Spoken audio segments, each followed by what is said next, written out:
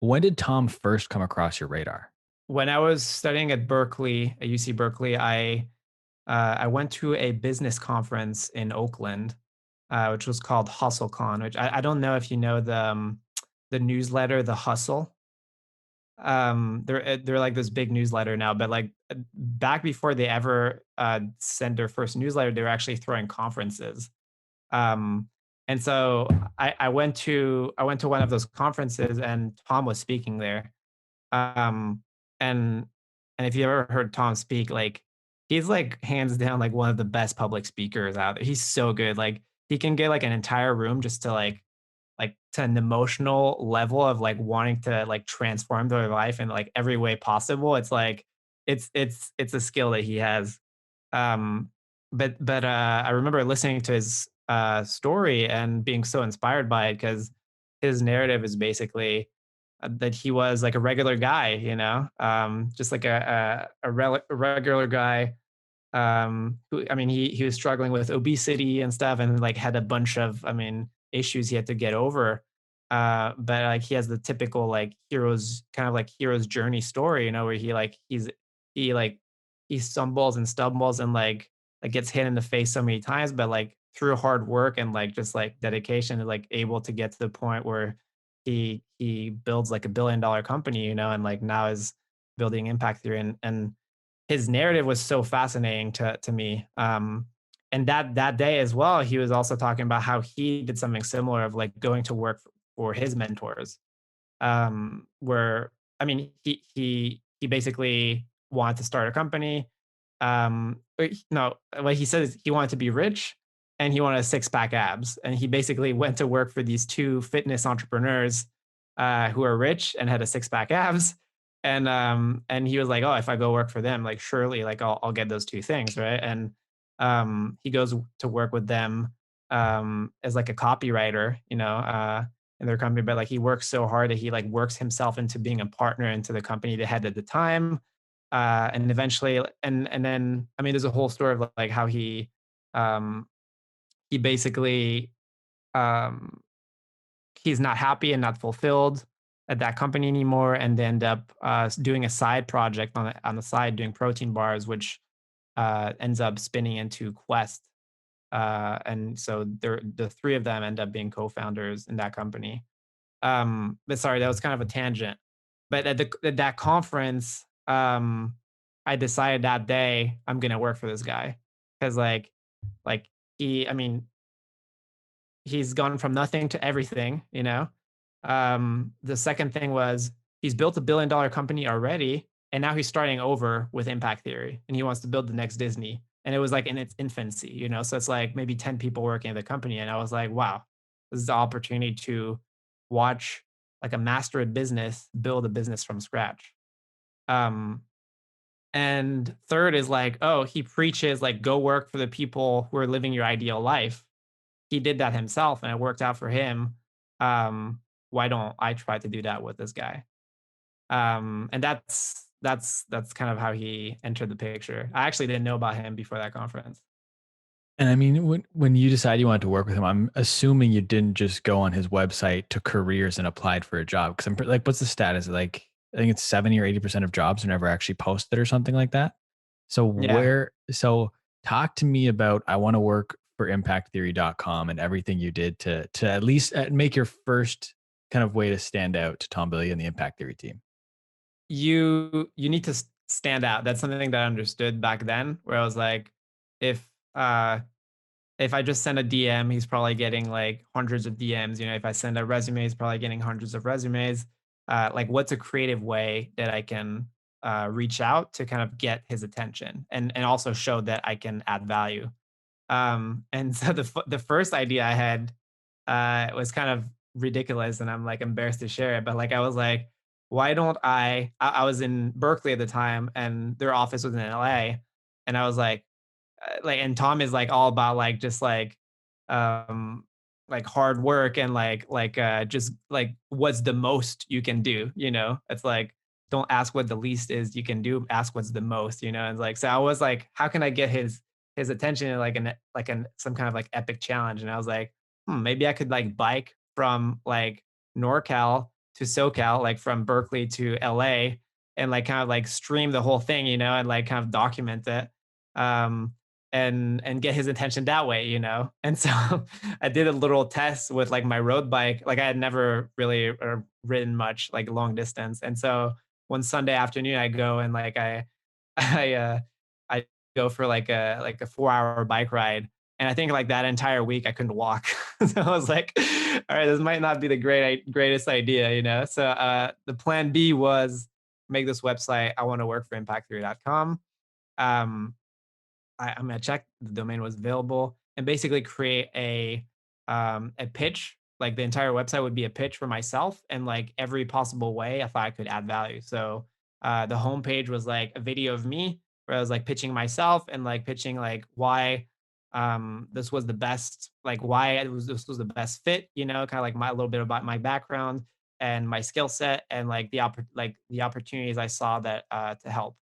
And then the rest of the website was kind of like detailing that out. I create like some assets, like some social media assets, like some clips, some quote cards. I'd create like some lead magnets that I thought that they could use on YouTube. I created like alternative titles that I thought could get like a better click through rate on YouTube. So just like a bunch of ways to help. And then I blasted that to like everyone at the company pretty much. The funny thing is I sent it to everyone like via DM, like LinkedIn and stuff, and I ended up getting a response from like the general inbox, which was surprising to me. But yeah, it worked because like the guy that responded was like, hey, like everyone at the company saw your website and like everyone's super impressed. Tom as well. He wants you to fly in for an interview, and I was like, yeah, like just tell me the day, and I think it was like 2 days later. They invited me I mean, I flew out for an interview. It was like on a Thursday. I think I had like a marketing class in the afternoon. And I was like, all right, let's go. And showed up. It was pretty surreal because I mean their office, like the office is basically Tom and Lisa's like house. Like it's like a $5 million mansion in Bel Air. And so like they gave me the address, but I didn't really know. And I pull up with the Uber. It's like this humongous house, and like the front door is like 3 times like my height, and and I knock, and Tom answers the door and his dog is like barking in the background. It was all surreal. And I walk in and like there's like the 10 or so employees that are working there at the time all around the table. And basically Tom just does the interview there on the spot, just like it's kind of casual, but like there's so much pressure with everyone being around. It's just like grilling me. Just he's funny as far as interview style. Like he loves to just just fire questions at you, and like try to like figure out your life purpose and all that stuff, and um but yeah, the interview went pretty well. I felt so like um even though I was like nervous and stuff, I thought I communicated like my enthusiasm and like everything I could bring to the company. And Tom was like, "Yeah, like on my end, it's a green light. Like I really like it. Like your hustle. Think you could really be a good fit." And this was for an internship, by the way, like unpaid internship. Um, and then I come back and I what was happening at the time is that the marketing director was on his way out. He was leaving the company, and he was the one that was managing the internship program. Um, and so what happened is like the communication just died off because like he left, um and and basically they didn't have an internship program anymore. I didn't really know this because they basically told me we'll be unable to offer you an internship at the time. So I was like, oh my god, it's like my only chance of like this is like the only job I want, And it's like it's over. But I kept in touch, and I had met like a couple people, like other interns there when I'd flown in, and like I kind of reached out over like Instagram DM and stuff, and I was like trying to keep the connection, So I was like, "There's a way." Like I was like, I'm not gonna give up, Like if I keep applying and I keep like trying to get in, like eventually it will work out. And and yeah, so I kept in touch like for an entire year, just like trying to like continuously like trying to add value, and like trying to like basically sending more assets, like trying to figure out like what they needed the most help with, and like trying to fill that gap. And eventually, this other guy that still works there, Will, at the company, he hopped on a call with me and was like, "Yo, like I think we may have an internship position open for business development. Are you interested?" And I was like, "Heck yeah!" Um, and and yeah, I think that I mean, basically, then I fly in for that. Or we were doing Skype interviews, and I got the internship. Um, and funny thing there is like I was applying to all the jobs. So there's like at the same time there's like a social media coordinator job, which I applied for. I went all the way up to like an interview with Lisa, who's like Tom's wife, the co-founder. And that same day, I also had an interview for the internship. and so and so she was like, "Oh, like sorry, like you don't have enough experience, basically. But I think you may be a good fit for the other internship position." I was like, "Oh, actually, I have an interview for that in just a little bit," and end up working out. I got the internship, and yeah. There's a couple things I want to kind of unpack from that. The first one being with the website, you said you kind of had it was all based on providing value at different points. How did you figure out what areas you should be providing value in? Like, did you go through and analyze all their socials and their website and stuff to figure that out? Or like, how did you figure out what kind of value to provide in your first website? Yeah, so exactly what you said. I basically like consumed everything they had out, which was like a lot, since it's a media company. So just watching all of their YouTube videos and like all of like the social media posts and like all the blog posts and just basically reading everything available online about the company. Which for some companies it might be more or less, but I think also from that marketing background I had from before, like there was like I think I had that eye of I mean for social like what like how can you improve this, like from an SEO perspective, how could we improve this, so I had sort of like a skill set already around that, but then it's like it really is like digging into all their stuff and like just like keeping your eyes open for an opportunity, so like make just something better. Like every company has like an area where they can improve in, so just like figure what that is. And then with the interview, what was like the weirdest question you got asked or like the hardest question that to answer? I think like if I have to boil like I don't remember the specific questions, but if I have to boil it down, like what he was trying to figure out was how like do your goals align with the company's goals?